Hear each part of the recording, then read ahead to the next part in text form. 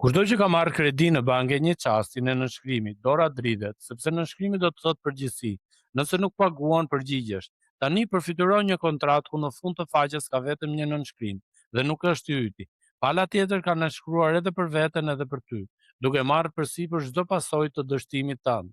E pamundur të ndodhi në ndonjë bank. Pikërisht kjo ndodhi natën e Zanafillës 15. Nga ajo natë rrjedhin këto mësime. Së pari, dëgjoje, mos ki frikë pas fitoreve. Frika vjen shpesh pas ditëve të mëdha kur adrenalina bie dhe llogaritë fillojnë.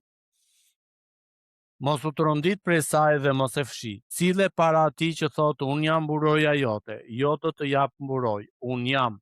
Shpërblimi yt më i madh nuk është ai që të jep Perëndia, por vetë Perëndia. Së dyti, sill pyetjet, jo vetëm lavdërimet. Abrahami pyeti, çfarë do më japësh? Dhe nga ta di. Dhe nuk u qortua, por mori përgjigje. Perëndia i duron pyetjet e sinqerta më mirë se heshtjet e hidhura.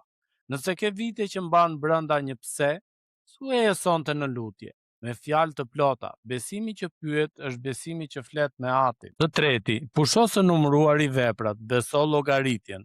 Drejtësia jote para Perëndis nuk është shuma e përpjekjeve të tua. Është kredia e Krishtit e vënë në llogarinë tënde me anë të besimit. Kjo nuk të bën përtac në bindje, të bën të sigurt në identitet. Nuk punon për të qenë i pranuar, por sepse je pranuar. Dallimi është gjithë ungjilli. Së katërti, dile numëro yjet kur dukja thot jo.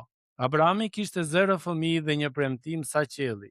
Kur rrethanat e tua të tanishme tallen me premtimet e Perëndis, dil nga çadra e llogarive dhe shiko lart. Besnikëria e tij është më e madhe se dukja jote e sotme. Besimi ushqehet duke parë madhështinë e premtuesit, jo pamundësinë e rrethanave. Së pesti, dëbo shpendët grabitçarët të pritjes. Mes premtimit dhe përmbushjes, grabitçarët sulmojnë. Dyshimet, zëra tallës, tundimi për ta zgjidhur vetë me duart e tua. Puna jote në stinën e pritjes është të qëndrosh pranë asaj që Perëndia ka premtuar dhe ti dëbosh, me fjalën, me lutjen, me bashkësinë, ruaje flijimin derisa të kalojë ai. Së gjashti, beso se vonesat e tij kanë arsye që si sheh.